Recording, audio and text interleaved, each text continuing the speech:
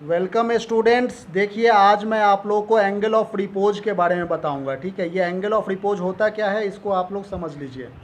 इसका मतलब होता है कि एक मिनिमम एंगल, जिस एंगल पर कोई भी ऑब्जेक्ट यदि इंक्लाइंड प्लेन पर रखा हुआ है तो वो just began to slide down, वो नीचे फिसलना स्टार्ट होता है जिस एंगल पर, उस एंगल को ही हम लोग कहते हैं एंगल ऑफ रिपोज। ठीक है, हॉरिजॉन्टल के साथ में इंक्लाइन प्लेन जो एंगल बनाता है उसको हम लोग क्या कहते हैं, एंगल ऑफ स्लाइडिंग। इसका दूसरा नाम है एंगल ऑफ स्लाइडिंग या फिर एंगल ऑफ रिपोज।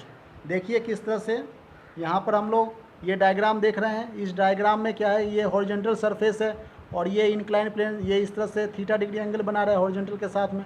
ये बात समझ में आ रही है। ये पहले एक्चुअली ना यहाँ पर इस तरह से था, हॉरिजॉन्टल के साथ में ही था। अब सपोज करो कि ये ब्लॉक इसके ऊपर रखा हुआ है, यहाँ पर एक ब्लॉक रखा हुआ है।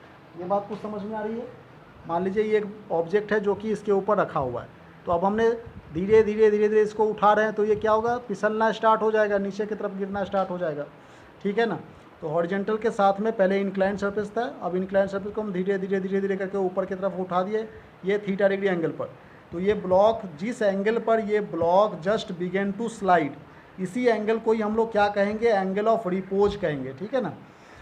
ये ठीक उसी तरीके से जैसे एंगल ऑफ फ्रिक्शन था, तो यहाँ पर देखो एंगल ऑफ फ्रिक्शन जो था वो भी यही था, थीटा डिग्री एंगल। ठीक है ना। यहाँ भी थीटा डिग्री, यहाँ पर फाई एंगल बन रहा है, दोनों सेम है। बस डिफरेंस क्या है कि ये हॉरिजॉन्टल प्लेन के लिए था और ये इंक्लाइंड प्लेन के लिए था। ये बात समझ में आ रही है। तो अब देखो इसका हम लोग प्रूफ भी देखेंगे। पहले तो ये देख ले कि इसके ऊपर कौन कौन से फोर्स लग रहे हैं। तो देखिए ये एक ब्लॉक रखा हुआ है जिसका मास m है। ठीक है, तो इसका एक वेट नीचे की तरफ को काम कर रहा है mg। ठीक है, अब ये फाई एंगल है तो ये भी फाई एंगल है। अब ये फाई जो mg जो वेट है इसको हम लोग रिजॉल्व करें दो भागों में, जिसके साथ में एंगल नहीं होता है उसको लिखते हैं साइन। ठीक है ना। तो यहाँ पर हो जाएगा mg साइन फाई, और जिसके साथ में एंगल होता है फाई एंगल उसको लिखते हैं कॉस से, तो यहाँ पर हो जाएगा mg कॉस फाई। ठीक है ना। अच्छा, ये ब्लॉक जब नीचे की तरफ को स्लाइड हो रहा होता है तो इसके ऑपोजिट डायरेक्शन में, अभी तो रुका हुआ है, जब ये स्लाइड होगा तो काइनेटिक फ्रिक्शन लगेगा। अभी रुका हुआ है मतलब just began to about to move के कंडीशन में, तो यहाँ पर जो स्टैटिक फ्रिक्शन होगा वो मैक्सिमम हो जाएगा, एफ मैक्स हो जा रहा है। ये बात समझ में आ रही है कि नहीं। तो अब देखिए ये वेट नीचे की तरफ को है तो इसका एक रिएक्शन फोर्स यहाँ पर परपेंडिकुलर है सरफेस के ऊपर। तो देखिए वेट जो है वो वर्टिकली डाउनवर्ड हो रहा है, और ये स्टैटिक फ्रिक्शन है, स्टैटिक फ्रिक्शन। तो यहाँ पर देखिए कौन कौन से फोर्स काम कर रहे हैं। ये जो वर्टिकल, ये जो हॉरिजॉन्टल कंपोनेंट है ये mg के साथ में जो mg cos थीटा है, ये एक्चुअली इस रिएक्शन फोर्स को बैलेंस कर रहा है। ठीक है ना। और ये mg साइन फाई ये इस स्टैटिक मैक्सिमम स्टैटिक फ्रिक्शन को बैलेंस कर रहा है। तो इसलिए देखिए दो इक्वेशन बन रहे हैं यहाँ पर। ये स्टैटिक मैक्सिमम स्टैटिक फ्रिक्शन जो है वो mg साइन फाई को बैलेंस कर रहा है, और यहाँ पर नॉर्मल रिएक्शन सेकेंड इक्वेशन में आप देख रहे हैं कि r जो है वो mg cos थीटा को बैलेंस कर रहा है। अब इन दोनों को आप डिवाइड करेंगे कि आंसर आ जाएगा। ठीक है ना। बहुत ही सिंपल सा है ये एंगल ऑफ रिपोज, इसमें ज़्यादा कुछ नहीं है। तो देखिए दोनों इक्वेशन को डिवाइड कर दीजिए, दोनों को डिवाइड कर देंगे, mg से mg कैंसिल आउट हो जाएगा, sine theta upon cos theta that is tan theta होता है, और tan theta equal to F S max upon R हो गया। तो ये टेन थीटा को हम लोग, ये कोफिशिएंट ऑफ स्टैटिक फ्रिक्शन ही तो है। यहाँ पर देखिए ये mu S coefficient of static friction का फॉर्मूला क्या था, F S max upon R, यहाँ भी वही है F X max upon R, तो इसको हम लोग म्यू एस लिख सकते हैं।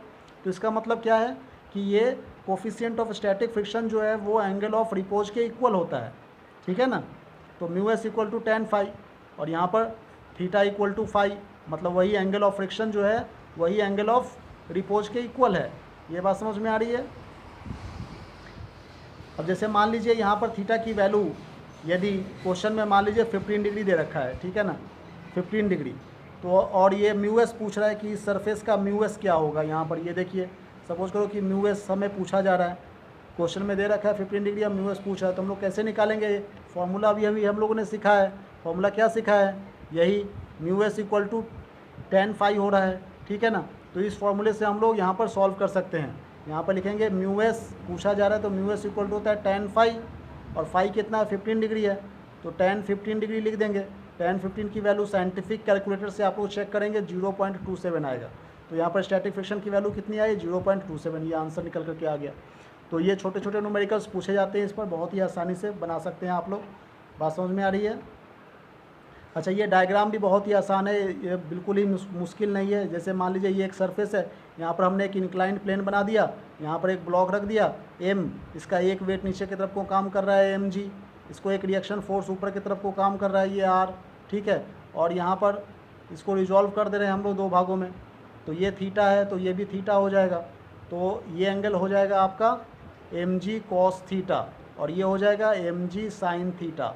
अच्छा, इसके ऑपोजिट में एक फ्रिक्शन फोर्स काम कर रहा है जिससे हम लोग क्रिटिकल फ्रिक्शन कर रहे हैं FC, ठीक है ना। ये FS जो है, FS ये स्टैटिक फ्रिक्शन है। तो देख रहे हो आप, फिगर भी बहुत ही आसानी से आप बना सकते हैं। यही फिगर देखने में टफ लग रहा है, ऐसा कुछ नहीं है, बहुत ही आसान सा फिगर है, ठीक है। और हमें एक्चुअली एंगल ऑफ रिपोज समझ में आ गया कि एक मिनिमम एंगल जिस पर इंक्लाइंड प्लेन पर कोई भी ऑब्जेक्ट जो है जस्ट बिगिन टू स्लाइड होने के कंडीशन में है, ठीक है ना। तो उस एंगल को ही हम लोग कहते हैं एंगल ऑफ रिपोज, और इसका फॉर्मूला होता है μs = tan थीटा या फिर थीटा = फाई। मतलब एंगल ऑफ रिपोज जो है वो एंगल ऑफ फ्रिक्शन ही है, दोनों इक्वल ही है। बस डिफरेंस क्या है कि angle of repose inclined plane के लिए होता है, angle of friction horizontal plane के लिए होता है। Thank you very much.